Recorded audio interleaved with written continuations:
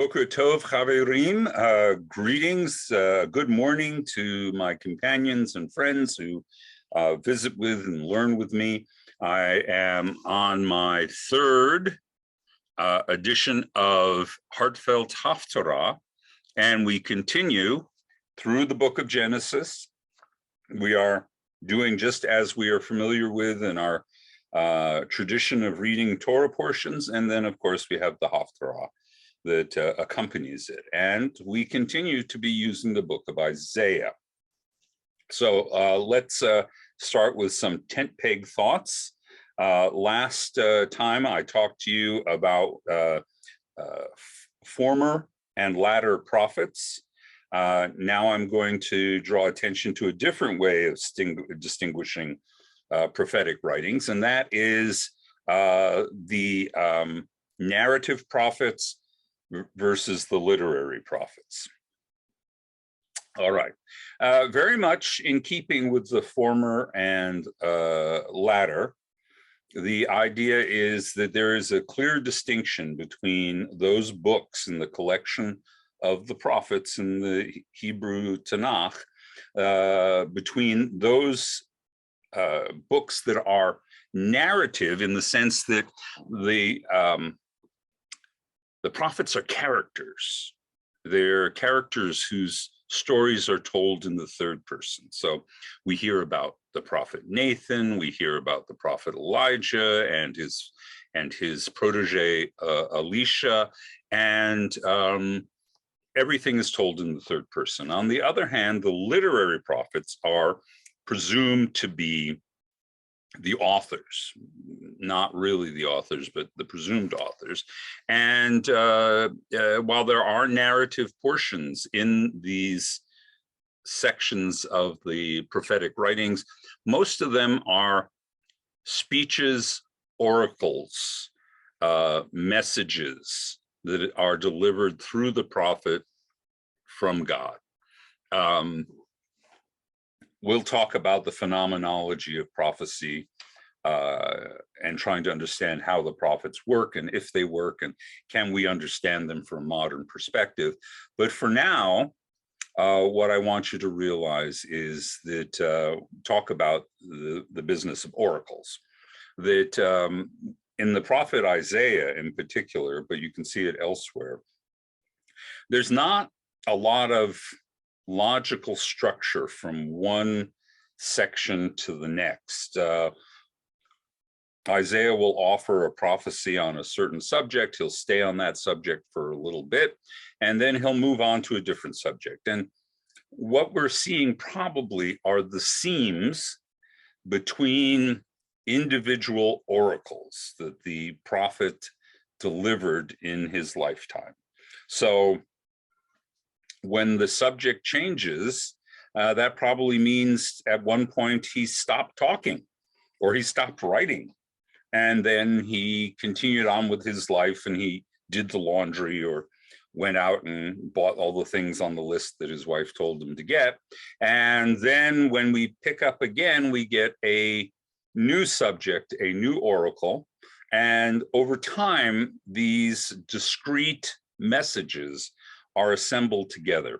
So if you read the first chapter or the 50th chapter of Isaiah, it doesn't necessarily follow any sort of straight line of thinking. It is rather a collection of oracles, of poetic statements expressing what God is thinking.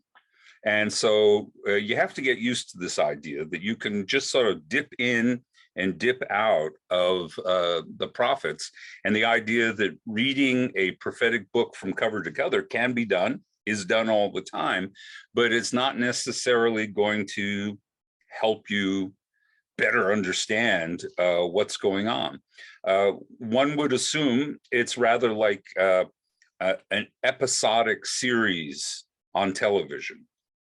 Let's say that it's an economic show, that every week there's going to be a show, you're going to learn something, and the economist or the anchor person is going to explain some aspect of economics to you, and that will simply change next week because a different matter has come to the forefront. And the same thing is happening in the prophets, the literary prophets, Isaiah, but also Jeremiah and the other literary prophets. So you understand that one of the reasons that people often don't read these prophets from cover to cover is that it really doesn't necessarily yield you everything you might want from reading another kind of book. These are anthologies of teachings.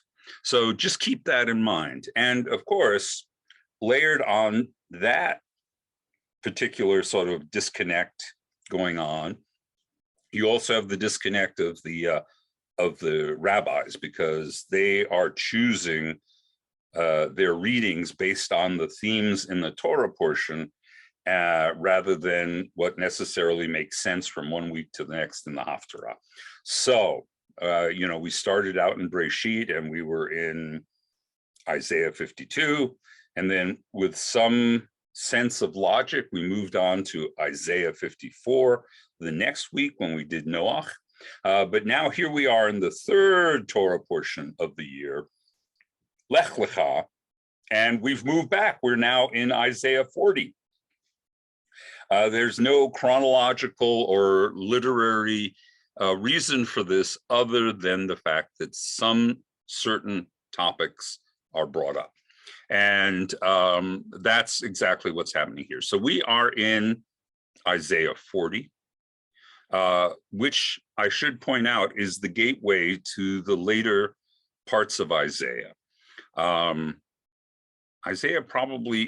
The book of Isaiah is probably not written by one person named Isaiah. Most theories go something like this, that Isaiah wrote the early parts of the book, and then a school of prophets or his teacher or his students and disciples or people at a later time who felt inspired by him continued to write in his name or write in his genre. So, and the great dividing point is right here. Isaiah 1 through 40 is generally known as First Isaiah, and Deutero-Isaiah or Second Isaiah begins here at chapter 40, where there is a radical shift in style and expression. It definitely reads like a different author is speaking here. First Isaiah is angry man. Second Isaiah is far more lyrical. And so we'll see what's going on. Now, what brings us to this Haftarah for this Torah portion? We're talking about Lech Lecha, so that would be Abraham, the story of Abraham, the beginning of the saga of Abraham and Sarah. And midway through this passage in Isaiah, we have this passage. This is 48, and but you, my servant Israel, Jacob, my chosen one, offspring of Abraham, my friend, I have taken hold of you from the ends of the earth and called you from the far corners and said to you, you are my servant. I have chosen you and not rejected you. Zehu, that's it. The fact is, Lech Lecha is all about Abraham, and this particular passage mentions Abraham in 2 verses. So that's the link. That's what draws the rabbis to this. That being said, this is a fantastic passage. I'm going to call attention to one feature here, and then I'm going to go back and we're going to read the very beginning of it. I think there's a beautiful message there worth drawing on, a heartfelt message for us. But I'm going to draw attention to the fact that it uses this Duplo reference. But you, Israel, my servant, Jacob, my chosen one. So Israel, Jacob, they're the same thing. Servant, chosen one. parallel concepts. And here is the thing that probably is worth knowing contextually. Starting here in chapter 40, periodically through most of the subsequent chapters up to Isaiah 52, God repeatedly speaks of Israel, my servant, or Jacob, my servant. This theme is mentioned over and over again. So who is the servant? It is us, the Jewish people.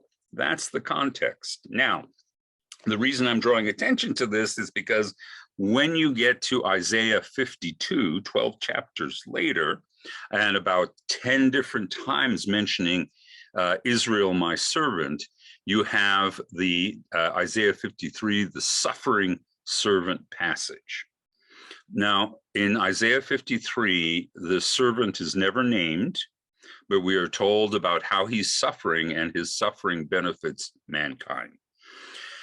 Christianity really loves Isaiah 53 because they believe that the suffering servant described in Isaiah 53 is Jesus.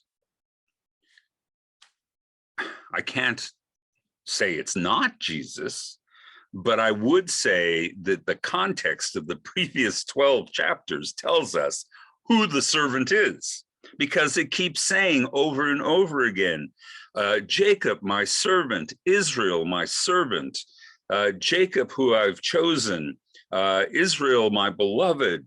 The whole structure of this part of these oracles comes back to again and again to the idea that Israel is God's servant. So when it says the suffering servant in Isaiah 53, I think it's pretty self-evident that we are not talking about Jesus 700 years from now.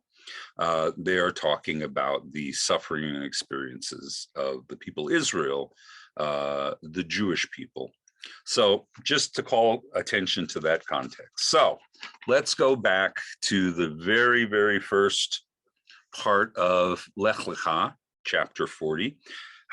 A lot packed in here. Again, we could spend weeks going through this particular Haftarah because there's so many beautiful and interesting and provocative ideas here. But I'm going to read you what basically consists of 4 verses, as I've done before. 40:27. Again, we don't begin at the very beginning of anything in the chapter and verse system. They're selected because of they have a particular oracular unity. Clearly, they belong to a literary unit. So, 40:27. Why do you say, O Jacob? Why do you assert, O Israel? My way is hidden from the eternal. My claim is ignored by my God. Do you not know? Oh, rhetorical question. Have you not heard? The everlasting God, the eternal creator of the earth from end to end, never grows weary, never grows faint. Measureless in understanding is the one who gives strength to the faint and adds power to those who have none. And even the young grow faint and weary. The young may stumble and fall, but all who trust in the eternal shall renew their strength. They shall soar on eagle's wings. They shall run and never grow weary. They shall march and never grow faint. Okay. Rhetorically, probably the most famous part of this is the phrase on eagle's wings, the idea that someone who has faith in God will be lifted up on eagle's wings. And here, what the message is, and this is a message to the Jewish people who have now been exiled in Babylon. Maybe they've already been allowed to return to the land of Israel, but they've returned to a place that is decrepit and broken down. It is not it's a land that was pillaged 70 years ago and it hasn't recovered. But what Isaiah is saying is God never grows weary. God never loses strength. And if you find yourself in difficult straits and you are struggling, lean upon God. All who trust in Adonai will renew their strength. God will give us the strength we may personally lack. We will soar upon eagle's wings. We will run and never grow weary. We will march and never grow faint. And that, I think, is something that every human being needs to know, that there are ways to find new strength and new capacity to do the things we must do, the things that have to be done, even when we're tired now, even when things seem hopeless now. God gives us the capacity and strength and the fortitude and the ability to renew ourselves and to continue in the most important work that needs to be done. This was true for our ancestors when they returned from Babylonian exile, and I think that message is every bit as valid today. We find ourselves looking at things that we don't like in our society, in our community, in ourselves, and we're just tired. We're often just tired. There's so much that seems to need to be done, and there just isn't the time or strength to do it. But if we lean upon our tradition, if we lean upon God, then we will find the strength. God, who is never weary, will grant us a measure of his strength, and we can continue. And I think that that experience has repeated itself over and over again in Jewish life, in human life. And I hope it's a message of comfort for you that once again, there will be a moment when, tired as you are, tired as we are, we can all soar like eagles. All right, that's our Heartfelt Haftarah for today. And I look forward to talking with you again next week.